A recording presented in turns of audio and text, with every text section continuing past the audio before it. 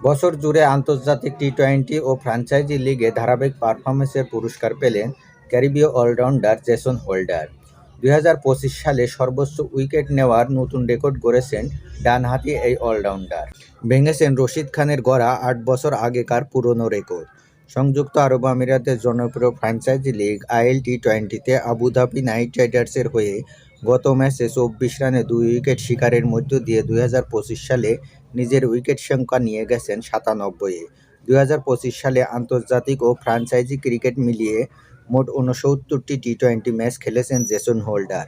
২১.৪২ গড়ে ও ৮.৩০ ইকোনমি রেটে শিকার করেছেন ৯৭টি উইকেট।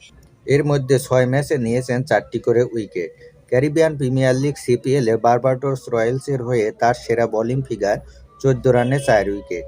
এর আগে ২০১৮ সালে Afghan leg spinner Rashid Khan ৯৬ wicket নিয়ে এক বছরে সর্বোচ্চ উইকেট নেওয়ার রেকর্ডটি এতদিন এককভাবে ধরে রেখেছিলেন।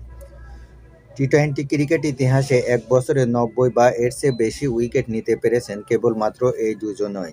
পেসারদের মধ্যে এক বছরে ৮০ বা এর চেয়ে বেশি উইকেট নেওয়ার কীর্তি রয়েছে জেসন হোল্ডারের স্বদেশি তারকা ডোয়াইন ব্রাভোর। ব্রাভো ২০১৬ সালে ৭১ ইনিংসে নিয়েছিলেন ৮৭টি উইকেট। বোলিংয়ের পাশাপাশি ব্যাট হাতেও আলো ছড়িয়েছেন জেসন হোল্ডার। ২০২৫ সালে টি-টোয়েন্টি ক্রিকেটে তার ব্যাট থেকে এসেছে ৮৪৬ রান।